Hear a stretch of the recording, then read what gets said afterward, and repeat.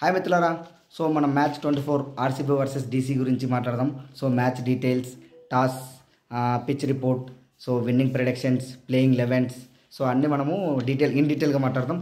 Please ఎవరు skip చేయకుండా చూడండి నా వీడియోను. Please subscribe my channel. So మన మ్యాచ్ డీటెయిల్స్ గురించి మాట్లాడితే మ్యాచ్ 24 ఎక్కడ జరుగుతుంది? సో 7:30కి మన ఇండియన్ టైమింగ్స్ ప్రకారం 7:30కి ఆర్సీబీ వర్సెస్ డీసీ చిన్నస్వామి స్టేడియంలో జరుగుతుంది. చిన్నస్వామి స్టేడియం ఎవరిది? Chinnaswamy stadium obviously Bengaluru home ground. So pitch report గురించి వెళ్దాం. పిచ్ రిపోర్ట్ గురించి వెళ్తే సో ఇక్కడ చిన్నస్వామి స్టేడియం బౌలింగ్ అనుకూలిస్తుందా, బ్యాటింగ్ అనుకూలిస్తుందా? ఫస్ట్ బ్యాటింగ్ గురించి. సో బ్యాటింగ్ వచ్చేసి ఇది ఫ్లాట్ వికెట్ ఫర్ బ్యాటింగ్. అంటే ఇక్కడ అద్భుతంగా రన్స్ కొట్టొచ్చు, ఎందుకంటే షార్ట్ బౌండరీస్ ఉన్నాయి. సో ఇక్కడ మినిమం 200 రన్లు అయితే ఎక్స్పెక్ట్ చేయొచ్చు. బట్ లాస్ట్ మ్యాచ్ ఆర్సీబీ సరిగా ఆడలేదు ఈ పిచ్లో. మనమైతే నాకు అర్థం కావట్లేదు ఎందుకు ఆడలేదో. సో పిచ్ చేంజ్ అయింది అనుకుంటున్నాను నేను. సో మామూలుగా ఫాస్ట్ బౌలర్స్కి అనుకూలిస్తుందా, మన స్పిన్నర్స్కి అనుకూలిస్తుందా? నాకు తెలిసి అయితే పవర్ ప్లేలో ఫాస్ట్ బౌలర్స్కి అనుకూలిస్తుంది. స్పిన్నర్స్కి అయితే ఈ పిచ్ అంతంత మాత్రమే అనుకూలిస్తుంది, ఎందుకంటే ఈ పిచ్చు మ్యాక్సిమం షార్ట్ బౌండరీస్ ఉన్నాయి కాబట్టి సో జాగ్రత్తగా ఉండాలి బౌలర్స్ అయితే. బ్యాట్స్మెన్స్కి అయితే ఈ పిచ్చు అద్భుతం. ఓకే, నెక్స్ట్ డ్యూ ఫ్యాక్టర్ ఉంటుందా ఉండదా? డ్యూ ఫ్యాక్టర్ 7:30 తర్వాత మ్యాచ్ కాబట్టి ఆబ్వియస్లీ ఉంటుంది మిత్రులారా.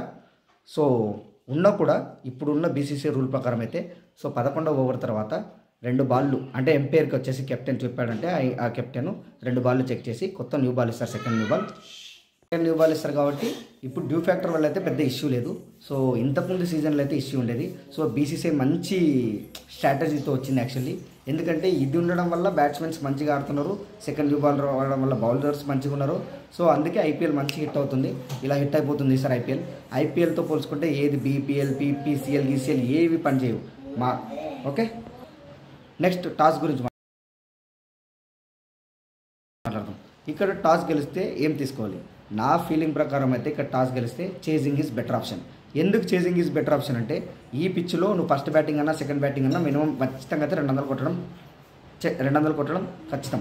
ఎందుకంటే లాస్ట్ మ్యాచ్లో జీటీ వర్సెస్ ఆర్సీబీ చూస్తే జీటీ వాళ్ళు చేజింగ్ తీసుకున్నారు, అందుకే గెలిచారు. ఎందుకంటే ఆర్సీబీ తక్కువ రన్లతో కట్టడి చేశారు, సో మ్యాచ్ని విన్ చేసుకున్నారు. సో ఇక్కడ వచ్చేసి అన్ని 193 మ్యాచెస్ జరుగుతాయి ఇక్కడ, డొమెస్టిక్ అన్ని ఇంటర్నేషనల్ అన్ని కలిపితే. సో 85 మ్యాచెస్ ఫస్ట్ బ్యాటింగ్ ఆడింది గెలిచింది, 106 సెకండ్ బ్యాటింగ్ గెలిచింది. అందుకే చేజింగ్ ఈజ్ ప్రిఫరబుల్ అని చెప్పాను ఇక్కడ. So average first inning score వచ్చేసి 170 to 180, average second inning score వచ్చేసి 160 to 170. ఓకే, సో ఇది వచ్చేసి ప్రస్తుతానికి మనం అక్కడ డొమెస్టిక్ అన్ని దానిల ప్రకారం ఎన్ని మ్యాచ్లు ఎవరెవరు గెలిచారని చెప్పుకున్నాం. తర్వాత వచ్చేసి ప్లేయింగ్ 11 గురించి మాట్లాడదాం మిత్రులారా. ఫస్ట్ వచ్చేసి ఆర్సీబీ ప్లేయింగ్ 11 గురించి డిస్కస్ చేద్దాం. సో ఆర్సీబీ ప్లేయింగ్ 11లో ఏమన్నా చేంజెస్ ఉన్నాయా? నాకు తెలిసి అయితే ఏం చేంజెస్ లేదు, మామూలుగా అదే టీంతో వచ్చే ఛాన్సెస్ ఉన్నాయి. సో మనం వచ్చేసి Phil Salt, Virat Kohli,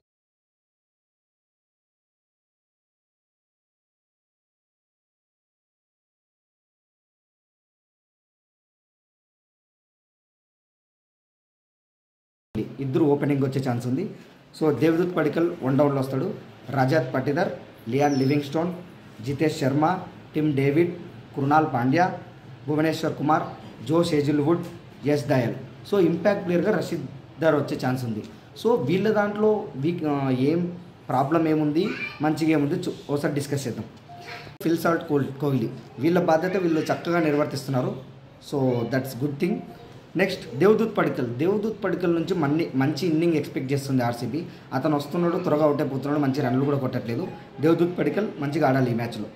next Rajat Patidar captaincy innings ఆడుతున్నాడు, ప్రతి మ్యాచ్లో మంచిగా ఆడుతున్నాడు.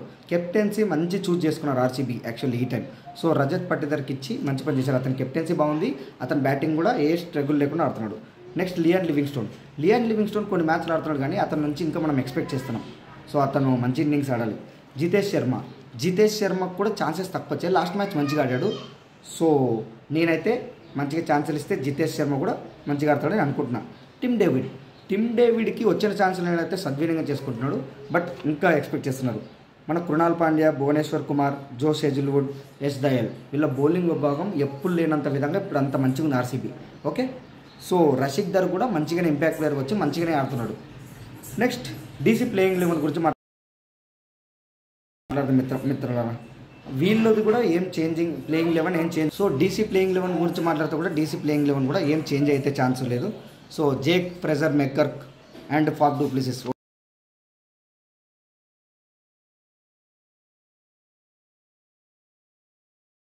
ఓపెనర్గా వచ్చే ఛాన్స్ ఉంది. Abhishek Porel 1 down, KL Rahul, Axar Patel, Vipraj Nigam, Mitchell Starc, Kuldeep Yadav, Mukesh Sharma, Mohit Sharma. So వీళ్ళ అశుతోష్ శర్మ వచ్చేసి ఇంపాక్ట్ ప్లేయర్కి వచ్చే ఛాన్స్ ఉంది. సో వీళ్ళ టీంలో ఏమి దారిద్రంగా ఉన్నాయి, ఏం మంచిగా ఉన్నాయో డిస్కస్ చేద్దాం.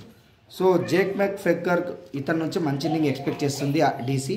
సో ఇతను ఓపెనింగ్ ఇంతకుముందు లాస్ట్ సీజన్తో కలిసి ఇప్పుడు మంచిగా ఆడట్లేదు. ఫాఫ్ డు ప్లెసిస్ అతని బాధ్యత అతను నిర్వర్తిస్తున్నాడు. అభిషేక్ పురాల్ వస్తున్నాడు, కానీ అతని నుంచి కూడా మంచి ఇన్నింగ్ ఎక్స్పెక్ట్ చేస్తున్నారు డీసీ వాళ్ళు. మన కేఎల్ రాహుల్ అయితే అతనికి వచ్చిన ఛాన్సెస్ని అయితే మంచిగా సద్వినియోగం చేస్తున్నాడు. కేఎల్ రాహుల్ ఎల్ఎస్జీ వాళ్ళు ఎంత తప్పు చేశారని నిరూపిస్తున్నాడు అతను వదులుకొని. సో అక్షర్ పటేల్ అతని ఇన్నింగ్స్ అతను ఆడుతున్నాడు. ట్రిస్టన్ స్టబ్స్కి ఇంకా ఛాన్సెస్ రావట్లేదు. ట్రిస్టన్ స్టబ్స్కి వస్తే మాత్రం ట్రిస్టన్ స్టబ్స్ నిరూపించుకుంటానని నేను అనుకుంటున్నాను. విప్రాజ్ నిగమ్ ఒక మ్యాచ్ విప్రాజ్ నిగమ్ అశుతోష్ శర్మ ఎంత బాగా ఆడారో ఓడిపోయే మ్యాచ్ని గెలిపించారు మన విశాఖపట్నంలో మన ఎవరు ఎల్ఎస్జీతో. నెక్స్ట్ మిచెల్ స్టార్క్ అతను అద్భుతమైన బౌలింగ్ వేస్తున్నాడు మిచెల్ స్టార్క్. సో కోల్కతా కూడా చాలా బాధపడే విషయం ఏంటంటే మిచెల్ స్టార్క్ను వదులుకోవడం. సో కుల్దీప్ యాదవ్, మోహిత్ శర్మ, ముఖేష్ కుమార్ వీళ్ళ బాధ్యత ఎంతవరకు ఉందో అంతవరకు నిర్వర్తిస్తున్నారు వీళ్ళు. సో వీళ్ళదైతే ఏం ప్రాబ్లం లేదు. సో మ్యాక్సిమం ఆర్సీబీతో కంపేర్ చేస్తే డీసీ కూడా బాగానే ఉంది. రెండు టీములు తగ్గపారు ఉన్నాయి. సో ఎవరిది మనమైతే చెప్పలేము. నెక్స్ట్ స్ట్రెంత్ అండ్ వీక్నెస్ల గురించి మాట్లాడదాం. Strength and weakness for RCB. So RCB స్ట్రెంత్ల గురించి వస్తే వీళ్ళ మిడిల్ ఆర్డర్ చాలా స్ట్రాంగ్ ఉంది. ఎవరు మన Jitesh Sharma, Liam Livingstone, Tim David చాలా అద్భుతంగా ఉంది. వీళ్ళ ఫాస్ట్ బౌలర్స్ ఇంతవరకు ఆర్సీబీలో ఇష్యే ఫాస్ట్ బౌలింగ్ విభాగం. ఇప్పుడు మన భువనేశ్వర్ కుమార్ వచ్చినందుకు చాలా అద్భుతంగా ఉంది. భువనేశ్వర్ కుమార్, జోష్ హేజిల్వుడ్, మన రషక్ డార్, ఎస్ దయల్ చాలా అద్భుతంగా బౌలింగ్ ఉంది. మెయిన్ వీళ్ళ దగ్గర డేంజరస్ ఓపెనింగ్ పేరు ఉంది. మెయిన్ అడ్వాంటేజ్ వీళ్ళ స్ట్రెంత్. సో మన విరాట్ కోహ్లీ, మన ఫిల్ సాల్ట్ ఇద్దరు ఎంత అద్భుతంగా ఆడుతున్నారంటే అంత అద్భుతంగా ఆడుతున్నారు. సో కోహ్లీ నుంచి అయితే మనం ఈరోజు అయితే ఎక్స్పెక్ట్ చేస్తామని అయితే నా ఫీలింగ్. ఈరోజు మంచి ఇన్నింగ్. నెక్స్ట్ వీళ్ళ వీక్నెస్ ఏంటంటే స్పిన్ విభాగం వీళ్ళు ఓన్లీ మన కృణాల్ పాండ్యా మీదనే డిపెండ్ అవ్వాల్సి వస్తుంది. కృణాల్ పాండ్యా, శ్రేయాన్స్ శర్మ. సో వీళ్ళు ఏంటంటే స్పిన్ పిచ్ల మీద ఆడాల్సి వస్తే వీళ్ళ స్పిన్ విభాగం సరిగా లేదు. నెక్స్ట్ స్ట్రెంత్ అండ్ వీక్నెస్ల గురించి మన డీసీ గురించి మాట్లాడదాం. డీసీలో వచ్చేసి మెయిన్ స్ట్రెంత్ వచ్చేసి వీళ్ళ స్పిన్ అటాక్. మన ఇండియాలోనే బెస్ట్ స్పిన్నర్స్ ఇప్పుడు వాళ్ళ టీంలో ఉన్నారు, Axar Patel and Kuldeep Yadav. So main వాళ్ళ స్ట్రెంత్ అది. ఓపెనర్స్ వీళ్ళ ఓపెనింగ్ జోడీ కూడా చాలా అద్భుతంగా ఉంది. ఇంకా వీళ్ళ ఓపెనింగ్ జోడీ పర్ఫామ్ చేయట్లేదు. పర్ఫామ్ చేస్తే మాత్రం వీళ్ళ మెయిన్ స్ట్రెంత్ పోతున్నది. వీళ్ళ వీక్నెస్ల గురించి మాట్లాడితే వీళ్ళ వీక్నెస్ ఏంటంటే వీళ్ళ టీంలో హార్డ్ హిట్టర్స్ లేరు. సో నెక్స్ట్ వీళ్ళ మెయిన్ వీక్నెస్ వచ్చేసి వీళ్ళ టీంలో ఇంజురీస్ ఎక్కువ ఉన్నాయి. సో ఆ ఇంజురీస్ వల్ల కొన్ని మ్యాచ్లు అయితే వీళ్ళకి ఇబ్బంది అవుతుంది. ఇప్పటికైతే 3-3 గెలిచారు, మంచిగానే పర్ఫామ్ చేస్తుంది డీసీ. నెక్స్ట్ మనం వీళ్ళ దాంట్లో వచ్చేసి హెడ్ టు హెడ్ గురించి మాట్లాడతాం. హెడ్ టు హెడ్ గురించి మాట్లాడితే 31 మ్యాచ్లు ఆడితే ఆర్సీబీ 19 మ్యాచ్లు గెలిచింది, మన డీసీ 12 మ్యాచ్లు గెలిచింది. హెడ్ టు హెడ్ అనేది ఇంతకుముందు మిత్రులారా ఇప్పుడు హెడ్ టు హెడ్ గురించి ఎవరు పెద్ద పట్టించుకోవట్లేదు. టీమ్స్ ఇప్పుడు అన్నీ మారిపోయాయి. సో రెండు టీంలు అయితే అద్భుతంగా ఉన్నాయి. ఈ రోజు మ్యాచ్ ఎవరు మిస్ అవ్వద్దండి, చాలా మంచి మ్యాచ్ అయితే అయ్యే ఛాన్స్ ఉంది. నెక్స్ట్ మ్యాచ్ విన్నింగ్ ప్రిడిక్షన్ గురించి మాట్లాడతాం. సో మ్యాచ్ విన్నింగ్ ప్రిడిక్షన్ గురించి మాట్లాడితే నాకు తెలిసి అయితే ఇక్కడ హోమ్ గ్రౌండ్ అడ్వాంటేజ్ ఆర్సీబీకి ఉంది. ఆర్సీబీకి మంచి హిస్టరీ కూడా ఉంది ఈ పిచ్ మీద. సో ఆర్సీబీ 70% ఆర్సీబీ గెలిచే ఛాన్స్ ఉంది, 30% డీసీ గెలిచే ఛాన్స్ ఉంది. టీం కూడా బాగుంది. సో టీంల పరంగా చెప్తే మనం చెప్పలేము ఇప్పుడు. సో హోమ్ అడ్వాంటేజ్ వల్ల నేనైతే ఆర్సీబీ గెలుస్తాయని చెప్తున్నాను. సో నా విన్నింగ్ ప్రిడిక్షన్ ప్రకారం అయితే ఆర్సీబీ విన్నింగ్ అవుతుందని నా ప్రిడిక్షన్. సో ఎవరైనా నా ఛానల్ని సబ్స్క్రైబ్ చేయకపోతే please subscribe my channel. Thanks for watching this video. Bye friends.